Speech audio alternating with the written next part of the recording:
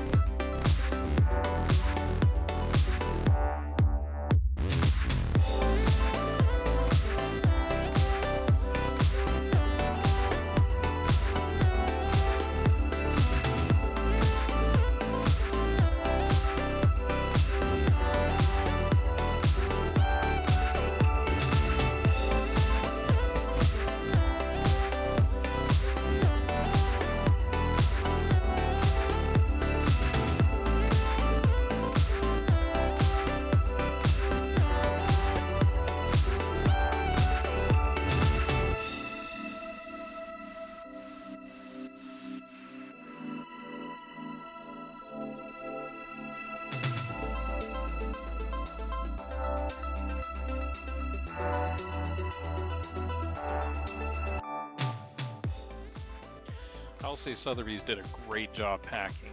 As you can see, they provided this case to protect the watch and the clasp. To me, this item is cool for the story overall, as it is something that I can use for other watches, so it's a nice value add.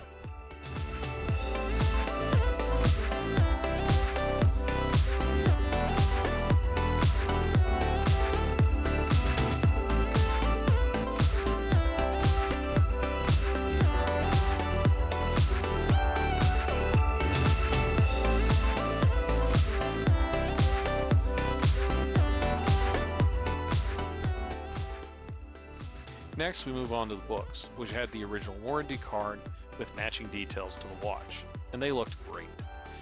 What I love about having the books is it tells me a bit of possibly the background on this watch, as it shows it was sold from a shop in Italy. So I'm assuming that an American living in New York traveled to Italy, went on a shopping spree, picked this up as a gift.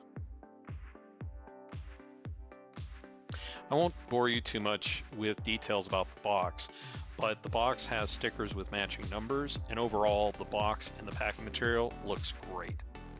Now we move on to the wooden box, and I love this wooden box with this watch. There are similar models of this watch with a box in a leather oval shape, and I get why AP did that, but to be honest, I feel this is the right box for this watch. It's just awesome. So now we jump into the box finally, and we see both the hanger tag and the watch. Looking at the hanger tag, it looks great. The stickers on it match the watch. Just what I wanted. It's perfect, adds value, and a little bit of peace of mind. Finally getting to the actual watch, you'll see that it now has a brown band on it. What you noticed from the videos that it had no band, which matches what Sotheby said they would do, is cut it off. But luckily the clasp was there and the pins were installed into the watch, so all I needed was the band. Turns out there was a dealer in California selling a band used on eBay that matched the requirements of 24mm by 18 long. The leather feels great, and I think I'm going to wear this band for a while until I can get to AP and get a new version of the original band.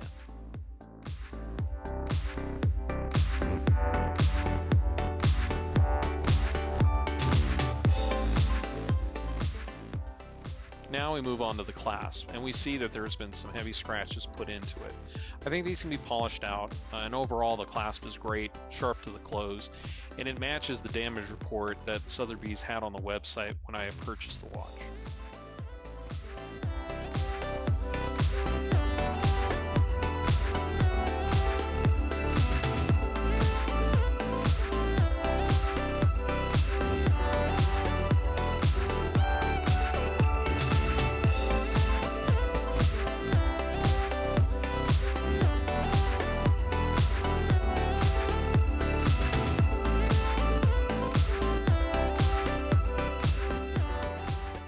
Now looking in the back side of the watch, we see from the defect video that that blemish is gone, and so it looks like there's no problem with the glass at all on the back.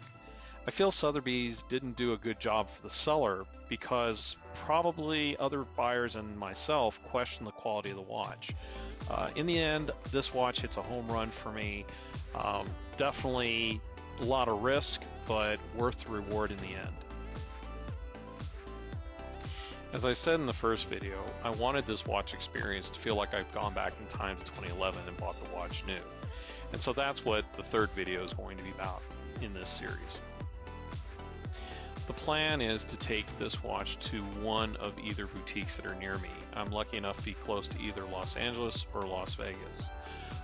The watch has about 10 years of operation, and with advances in watch technology, that's about the right time to go ahead and get it serviced so that I can get another 10 strong years out of this watch. What I also plan to do while I'm at the boutique is talk to them about getting the period correct band along with getting it polished. When it comes to vintage watches, I probably would not consider doing that, and I'd want to keep the heritage and the patina with the watch.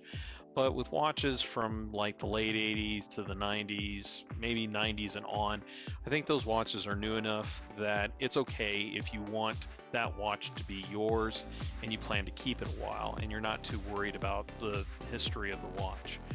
I want to thank you for watching, and if you liked the video, give it a thumbs up.